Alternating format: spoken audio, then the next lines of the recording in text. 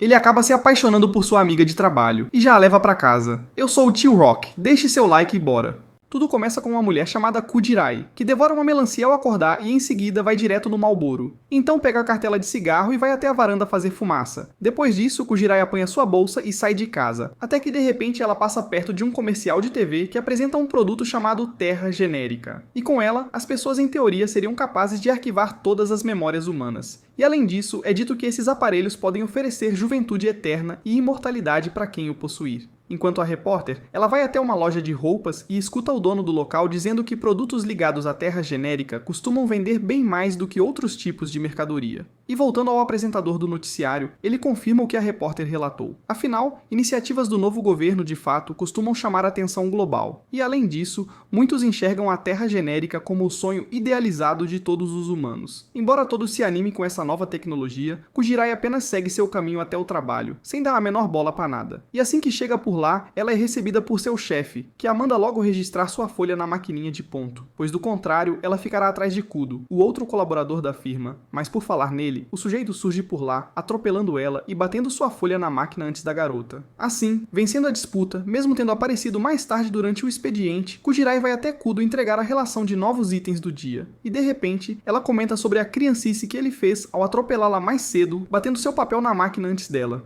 E o esquentado, Kudo começa a espernear, gritando para ela esquecer esse assunto. E de repente, o patrão deles comenta com Kudo sobre a Secundicolon, o bairro em que ele mora, e diz que mesmo o local não sendo nada prático para viver, ainda assim o número de habitantes da região nunca cai. Dito isso, ele pergunta se Kudo não pensa em se mudar, e quando vai responder, diz que apenas gosta bastante da atual Secundicolon. E bem, na hora do almoço, Kudo leva Kudirai para comer como forma de se desculpar pela graça que fez naquele dia mais cedo. E ao notar que o restaurante onde eles estão é um que ela já queria conhecer, Kudirai fica mais animada e começa a dar uma olhada no menu para decidir o que pedir. Mas de repente, Kudo muda de ideia e decide levá-la para comer no mesmo lugar de sempre. Nisso, a moça começa a encará-lo séria, deixando ele sem entender nada. E então ele pergunta o que está errado e Kudirai diz que queria ter comido naquele outro restaurante que eles estavam antes. Mas ao ouvir isso, Kudo pega uma colherada de comida e leva na direção dela, e em seguida começa a descrever o ensopado como forma de convencê-la de que aquela é a refeição mais gostosa do mundo. Mas enquanto ele vai falando, ela acaba ignorando tudo, prestando apenas atenção nos óculos dele, que passaram a embaçar mais do que o normal desde aquela manhã. E ao ouvir isso, Kudo sugere que a visão dela esteja piorando.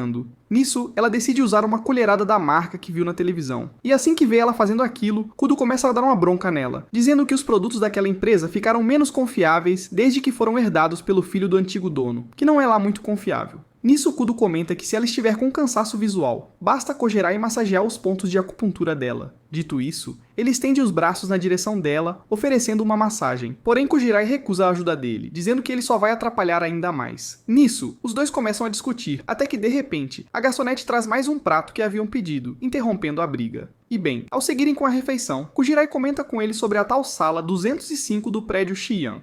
Nisso, Kudo diz que o local não tem ar-condicionado e fica virado para o sol, portanto ninguém em sã consciência iria querer morar lá. Ao ouvir isso, Kudirai lembra de outro conserto que precisam fazer no prédio, e Kudo por sua vez diz que prefere resolver as coisas por conta própria a ter que chamar o proprietário sempre. Afinal, o lugar já está bem antigo e exigiria reformas constantes, o que faria com que o dono acabasse repassando o custo no aluguel. Já no retorno ao escritório, Kudo sugere que ela resolva logo o problema dos óculos, pois trabalhar com lentes com grau errado certamente vai forçar a vista dela em algum momento. E depois de visitar o oftalmologista, ela descobre que, na verdade, a visão dela melhorou. Portanto, o desconforto que sentia ao usar óculos era porque, na verdade, ela não precisa mais deles para enxergar. E ao vê-la sem óculos, o chefe comenta que ela fica bem melhor assim. Dito isso, o velhote pede a opinião de Kudo e ele responde o contrário, na cara dela, dizendo que prefere ela de óculos, como se estivesse incomodado. E já em outro momento, Kudirai pergunta se ele é contra a construção da terra genérica. E ele responde que sim, na hora, pois acha um absurdo estarem usando os impostos deles para montar uma cópia barata do planeta. Enquanto Kudirai fala sobre o restaurante onde queria ir mais cedo e diz que o local corre risco de encerrar, já que várias novas lojas de Kulum devem fechar em breve. E por falar nesse local, Kudo descreve Kulum como um espaço nostálgico devido à sua simplicidade e vizinhança um tanto barulhenta.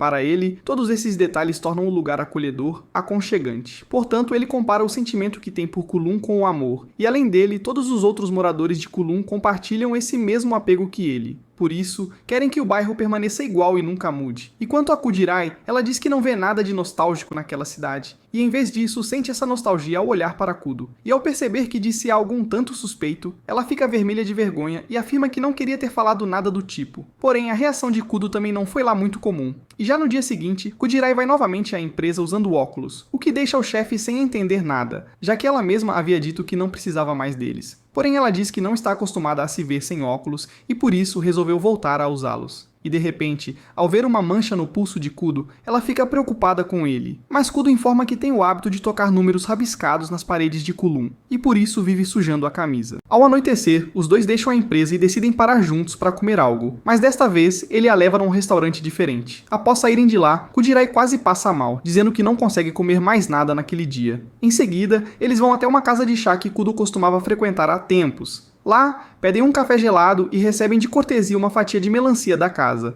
Mesmo dizendo que estava cheia, Kudirai vai direto na melancia, deixando Kudo confuso, já que ela havia dito que não aguentava comer mais nada. Ela explica que a melancia tem textura parecida com água, então para ela é quase como tomar um gole refrescante. Enquanto degusta a fruta, ela sente de novo aquele sentimento estranho de nostalgia ao olhar para Kudo. Então, decide acender um cigarro igual ao dele e comenta que fumar depois de comer melancia deixa um gosto ótimo na boca. Kudo apenas a observa com um olhar surpreso, fazendo-a pensar que falou algo esquisito, mas ele diz que na verdade se lembrou de outra pessoa que dizia exatamente a mesma coisa. Na hora de ir embora, o atendente acompanha os dois até a porta e comenta que está feliz por Kudo ter levado sua namorada ali novamente. Surpresa, Kudirai logo corrige, dizendo que são apenas amigos. Caminhando ao lado dele, ela comenta sobre a confusão feita pelo atendente e pergunta se ele não vai explicar as coisas. Afinal, quando Kudo for lá com a verdadeira namorada, o funcionário pode achar tudo estranho. Mas Kudo apenas dá risada e pede que ela não se preocupe com esses detalhes. De forma inesperada, ele a presenteia com um peixe fresco, que ela aceita antes de seguir sozinha para casa, ainda pensando na conversa que tiveram sobre encontrarem outras pessoas com hábitos parecidos aos deles. No dia seguinte, a TV transmite um aviso sobre a situação climática em Kulum, informando um alerta de poluição fotoquímica no ar. O governo recomenda que todos evitem atividades ao ar livre devido ao calor e à umidade.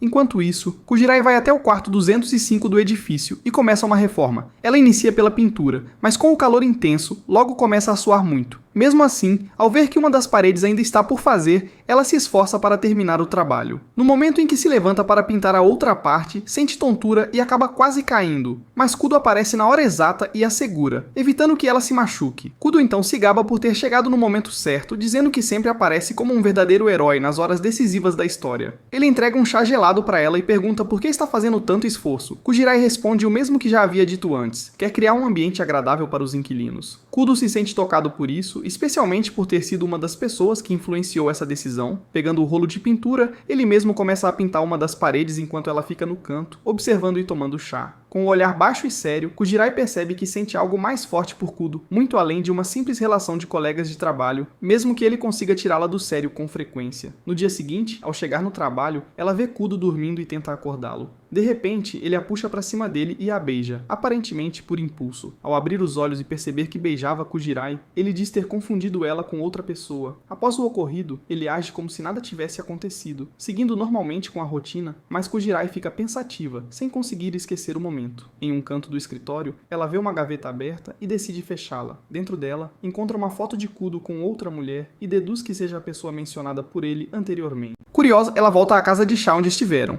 E ao mostrar a foto ao atendente, ele diz que foi ele mesmo quem tirou a imagem, e que na verdade, a mulher ao lado de Kudo na foto era a própria Kudirai. Ela, no entanto, não tem nenhuma lembrança daquele momento. Voltando do trabalho, Kudirai recebe uma ligação de Ohari, que reclama sobre o barulho feito pelo vizinho durante a madrugada, tirando seu sono. Preocupada, Kudirai promete investigar. Ao tocar a campainha da casa barulhenta, é recebida por uma enxurrada de ursos de pelúcia e pela moradora Yomei, que estranha a visita e pergunta quem ela é. As duas então começam a conversar. Yomei explica que está ocupada com a confecção de mais 50 daqueles ursos. Enquanto conta sua situação, Yomei percebe Kudirai pensativa e sugere que talvez ela esteja precisando de um analgésico. Mesmo sem conhecê-la, Kudirai decide se abrir e mostra a foto com Kudo. Ao ver a imagem, Yomei assume que ele é o namorado dela e que possivelmente a traiu, deixando Kudirai abalada, mas ela nega. Diz que nem lembra de ter tirado aquela foto e que eles nunca tiveram qualquer relação mais íntima. Mais que isso, Kudirai confessa que não se recorda de várias coisas, inclusive sobre quem foi no passado. Ela nunca havia refletido sobre isso, mas percebe naquele momento que sempre teve uma certa lacuna na memória. Para completar, Kudo nunca havia mencionado nada sobre aquela imagem ou sobre um possível envolvimento entre os dois. Após ouvir o desabafo, Yomei é firme e diz que se Kujirai afirma não ser a moça da foto, então é porque ela realmente não é. Há muitas pessoas por aí sem passado, diz Yomei, e ela é um exemplo disso. Já passou por tantas cirurgias plásticas que se tornou alguém completamente diferente de quem era. A cena muda para o passado de Hajime, na época em que ele havia acabado de ingressar na empresa, vindo de uma filial no Japão. Logo de início, ele cruzou com Reiko. Embora semelhante, ela não tinha exatamente a mesma aparência da protagonista atual. E não era só o visual que se diferenciava, mas sim o jeito de ser. Foi ela quem apresentou a cidade e seus hábitos parecidos com os que ele já conhecia. Foi a Reiko B quem lhe falou sobre o número 8, e também o levou pela primeira vez ao restaurante onde tudo começou. Basicamente, todas aquelas situações que vimos os dois repetindo antes já haviam acontecido com Reiko B, ou seja, foi ela quem introduziu Hajime àquele mundo, não o contrário. Naquele terraço, enquanto compartilhavam cigarros e suco de melancia, Reiko foi quem deu o primeiro discurso sobre Kulum, mostrando que as palavras que ouvimos antes, na verdade, haviam saído originalmente da boca dela. Reiko B demonstrava estar completamente envolvida emocionalmente. De volta ao presente, a protagonista estava almoçando em um restaurante recém-inaugurado ao lado de Yaomei.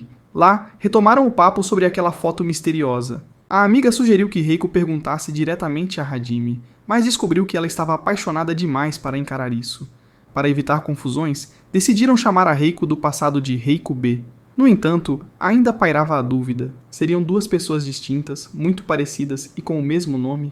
Ou a mesma mulher com memórias perdidas? Yaomei ainda levantou a hipótese de Hajime estar aguardando o retorno das lembranças dela, o que explicaria por que ele a levava sempre aos mesmos lugares que frequentavam antes. Isso deixou Reiko ainda mais inquieta, tentando compreender como Hajime realmente a via agora. No trabalho, Hajime a chamou para jantar após o expediente, mas novamente sugeriu o restaurante de sempre. Quando ela o questionou se ele estava buscando aquela sensação de nostalgia, ele respondeu afirmativamente. Mas quando o clima parecia evoluir entre eles, ele comentou friamente que ela não tinha furos nas orelhas e que ainda apresentava aquelas rugas visíveis. Reiko ficou incomodada com a observação e, após se despedirem, ela guardou a foto de volta onde a havia encontrado. Dias depois, numa propaganda da farmacêutica Ibnuma, anunciaram que fariam exames médicos gratuitos para todos os moradores de Kulum. Naturalmente, Reiko e Yaomei foram conferir. Yaomei estava curiosa para conhecer Miyuki, o novo diretor da empresa, conhecido como um dos melhores médicos da região.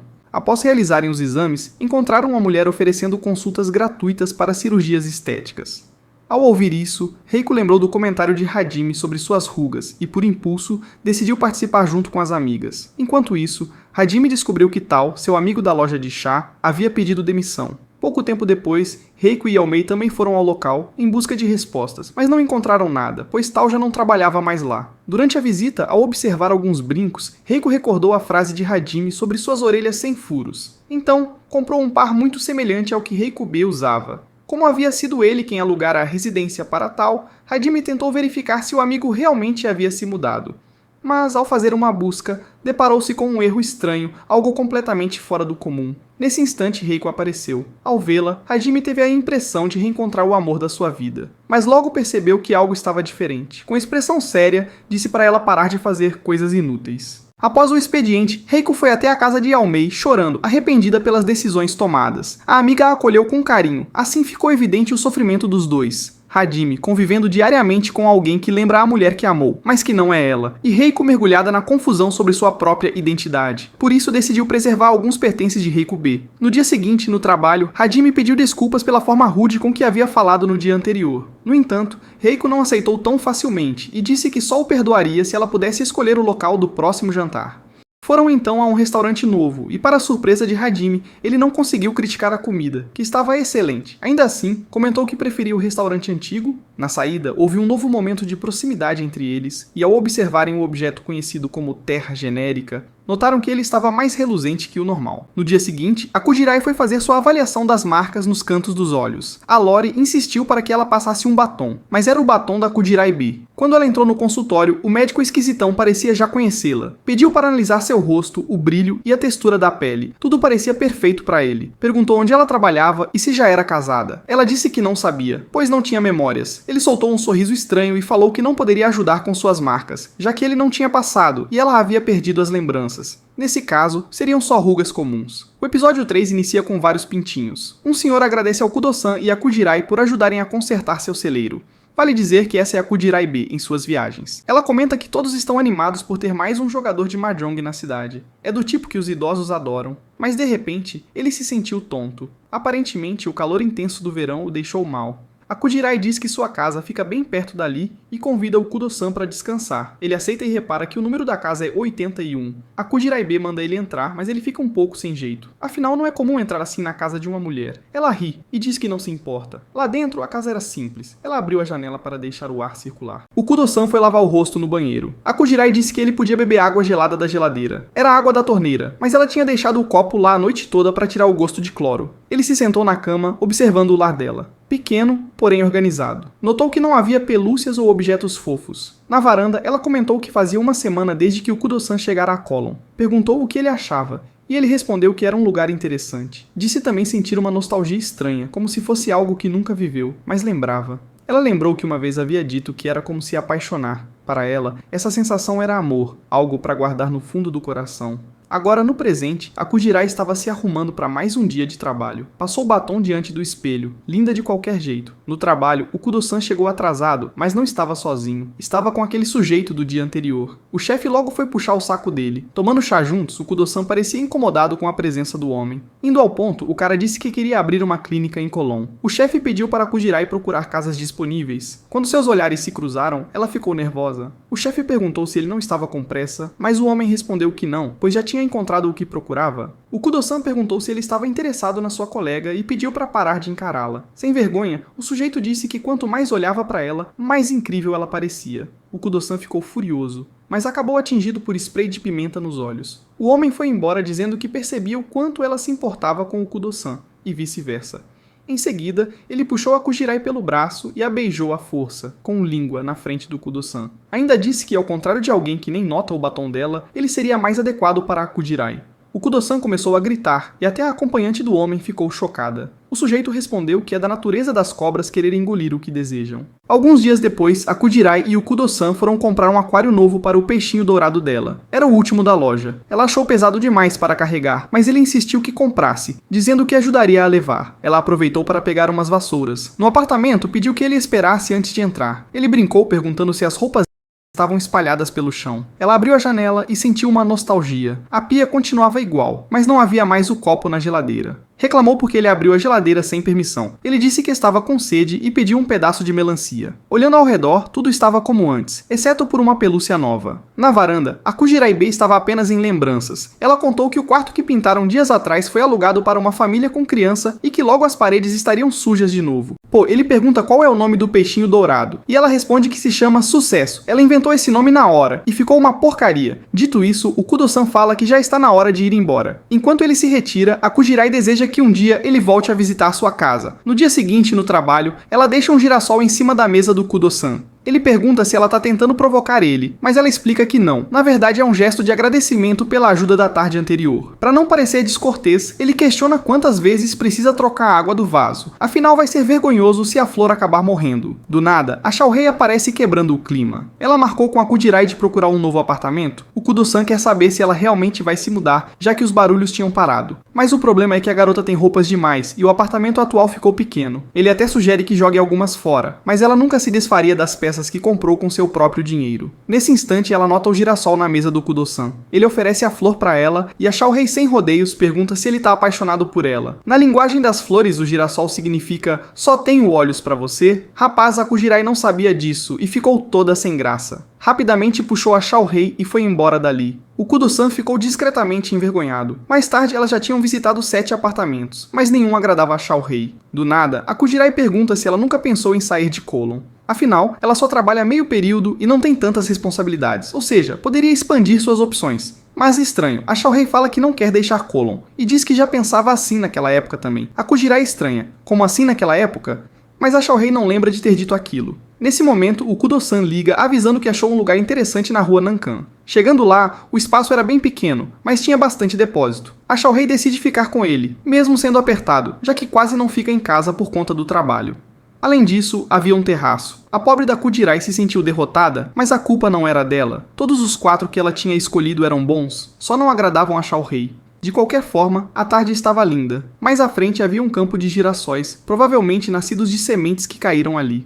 Era como se todos eles estivessem voltados para aquele trio. O Kudo-san também observava fixamente. Na simbologia das flores, o girassol significa "eu só tenho olhos para você", e aquele campo parecia estar cheio de olhares silenciosos. A Kudirai se pergunta para quem exatamente o Kudo-san estava olhando naquele instante. Depois disso, ela foi comprar um suco de melancia. Uma moeda caiu, e um sujeito esquisito apareceu para pegar. Ela agradece, mas o homem era realmente estranho. Ao analisar a Kudirai, tirou suas próprias conclusões. Realmente era ela. Pelo toque, pelo cheiro, praticamente tudo. Ele havia trabalhado em seu antigo emprego 2 semanas antes, mas agora estava sumido. Queria investigar mais, mas não podia ser visto. Com fome, decidiu comer algo e até chamou o Ribino, mas achava que ele já tinha exagerado. Ligou para alguém perguntando se havia novidades e recebeu a ordem de não se precipitar. A investigação sobre a Kudirai estava avançando. Enquanto isso, a cena corta para o Kudo-san buscando informações sobre Kirishima. Um senhorzinho nada sabia e sugeriu perguntar aos vizinhos, mas o Kudo-san não conseguiu chegar ao apartamento dele. Indagou se havia ocorrido algo estranho no terreno da cidade, mas o velhinho apenas riu, dizendo que isso seria impossível. Vagando pelos becos, o Kudo-san percebeu que algo estava errado em Colon. Aquele beco agora não tinha saída. Em outro ponto, a Kudirai fumava seu cigarro quando o homem mascarado apareceu novamente. Sim, era o Kirishima, que havia sido perseguido pelo Ribino no motel. A Kudirai diz que tem algo que deseja confirmar. Ela só tinha se encontrado com ele 2 vezes, mas ele conhecia a Kudirai Reiko há bastante tempo, assim como sua ligação com o Kudo. Só que a atual Kudirai não era a mesma. A Kudirai Reiko que ele conheceu já não existia mais nesse mundo. Ele comenta que chegaram a marcar no mesmo local, como se alguém tivesse bagunçado as lembranças da sua amiga querida. E ainda assim ele sente pena da Kudirai atual, afinal ela vive uma vida que pertenceu a outra pessoa. Isso destruiu a Kudirai por dentro. Se o que ele dizia fosse real, a Kudirai Bay e a de agora eram completamente diferentes.